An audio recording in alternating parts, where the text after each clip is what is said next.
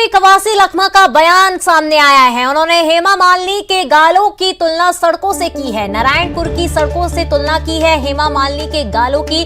कवासी लखमा ने कहा कि 15 साल पहले यहाँ कोई सड़क नहीं थी, हमने कई किलोमीटर सड़कों का निर्माण कराया। ये सड़कें बिल्कुल हेमा मालिनी के गालों की तरह है। सीएम के भेंट मुलाकात कार्यक्रम में लखमा दे रहे थे भाषण।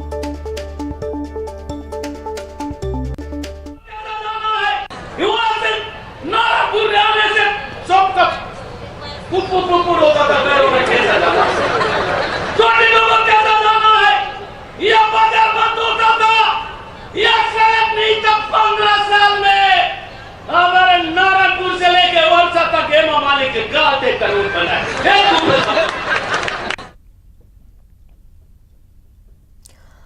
और वहीं ज्यादा जानकारी के साथ हमारे सहयोगी अभिषेक हमारे साथ जुड़ चुके हैं। अभिषेक, मंत्री कवासी लखमा अपने बयानों को लेकर कई बार विवादों में आ जाते हैं, लेकिन अच्छी सड़कों की तुलना किसी के गाल से करना तो बिल्कुल आपत्तिजनक है।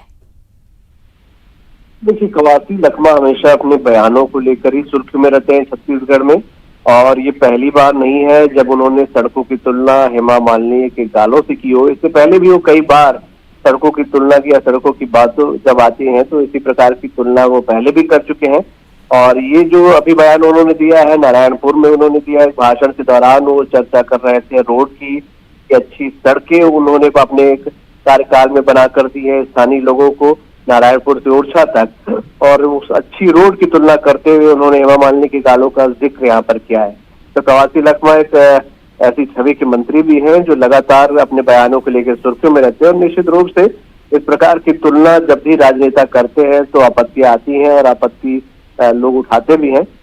निश्चित रूप से बचना भी चाहिए राजनेताओं को ऐसे, लेकिन कवासी लखमा की जो बयान है वो सुर्खियां बटोरते रहते हैं, कई लोग उस पर आपत्ति भी जताते हैं, लेकिन उनका ये एक तरीका होता है और उस तरीके से वो अपने स्टाइल जो होती है उसे कभी बदलते नहीं है।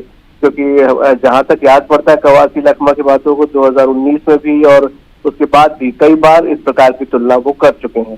तो निश्चित रूप से आपत्तियां तो उठती हैं, और कवासी लखमा की जो बयान है वो प्रदेश से लेकर देश तक सुर्खियों में रहते हैं।